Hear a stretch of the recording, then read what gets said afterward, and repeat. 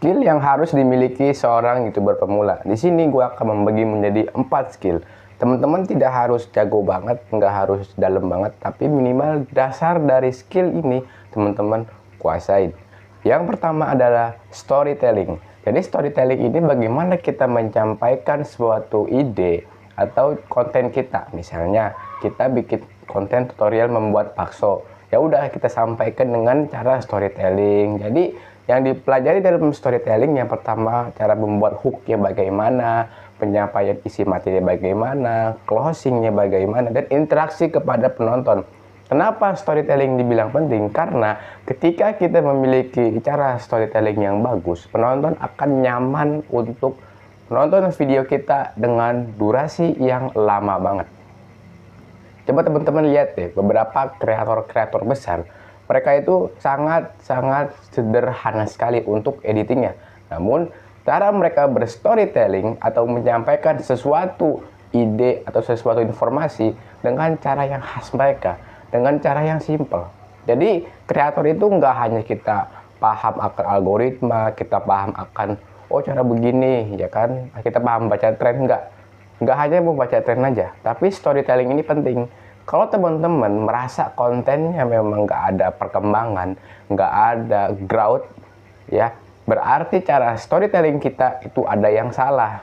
Entah mungkin kita penyampaian terlalu detail, atau mungkin terlalu singkat, atau mungkin menggunakan bahasa-bahasa yang sulit untuk dipahami. Yang kedua, cara berkomunikasi. Sebenarnya cara berkomunikasi dengan storytelling hampir sama, tapi kalau bicara berkomunikasi, kita akan diajarkan bagaimana cara membangun hubungan emosional.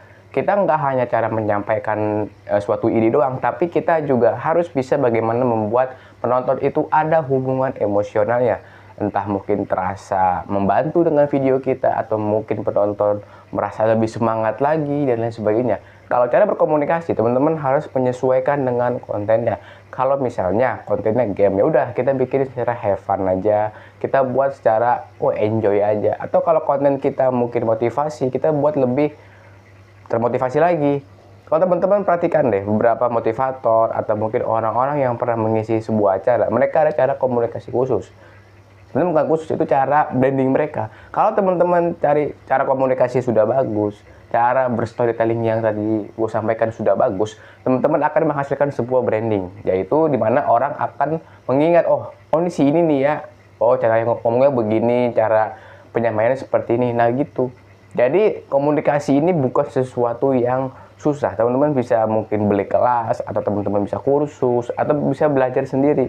Intinya skill komunikasi itu sangat penting sekali ketika kita ingin memulai dalam berdunia YouTube ya, atau kita ingin nge-YouTube. Itu penting sekali. Tujuannya kita bisa membangun emosional kepada penonton. Selanjutnya ada yang namanya videografi.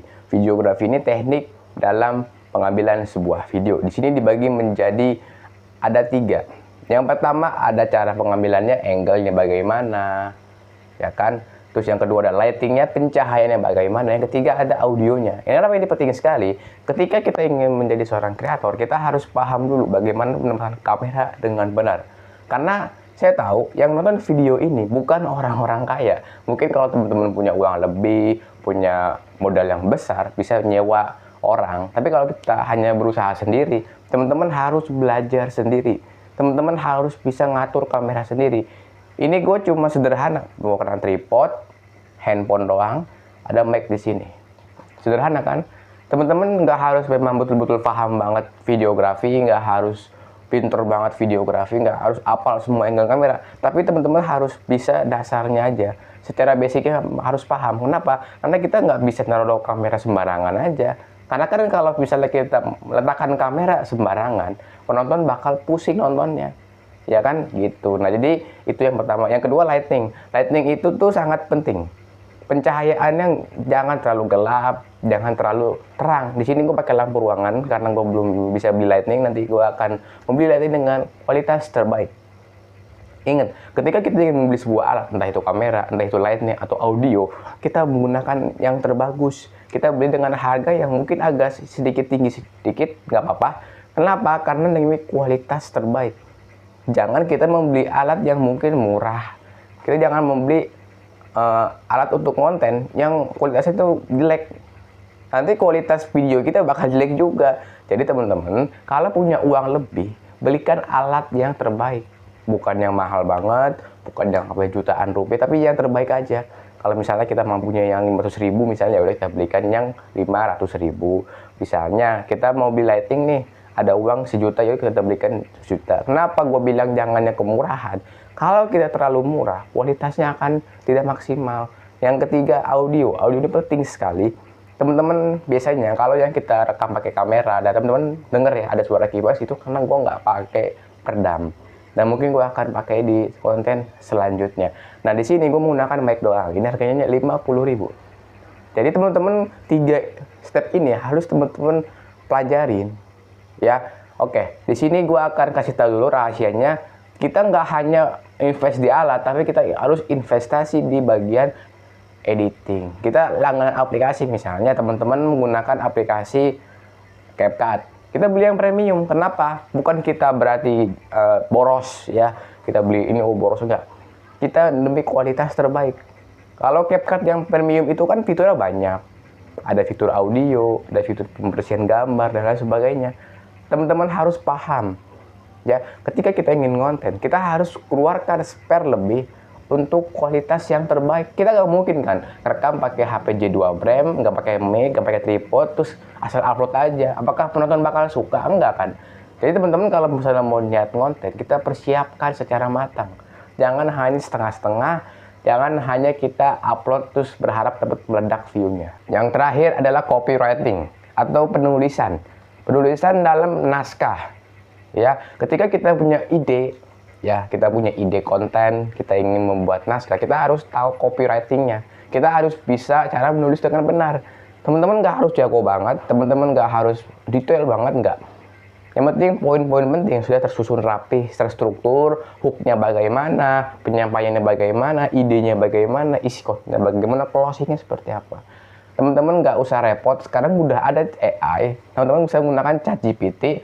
Tapi teman-teman harus menggunakan prompt biar benar. Nanti akan gua buatkan video khusus bagaimana memaksimalkan ChatGPT untuk meriset sebuah ide konten atau penulisan naskah. Kenapa gue bilang naskah ini penting sekali? Karena dengan adanya naskah, kita itu bisa paham apa yang mau kita sampaikan ke penonton. Misalnya, kita mau bahas cara membuat bakso. Nah, kita bikin dulu step-stepnya pakai naskah. Emang sih nggak harus berpacu ke naskah, tapi naskah ini sebagai rujukan. Kalau misalnya kita lagi syuting tiba-tiba lupa mau ngomong apa, tinggal buka naskahnya. Kalau masalah penulisan tergantung teman-teman mau detail banget boleh, mau cuman sekedar poin-poin boleh, atau mau secara ada teknik khusus terserah. Yang penting penulisannya benar sekali. Oke teman-teman, itu adalah 4 skill yang teman-teman harus miliki. Semoga dengan video ini teman-teman bisa lebih bertambah lagi ilmunya dan bisa memaksimalkan potensi growth untuk channel teman-teman semua. Sekian dan terima kasih.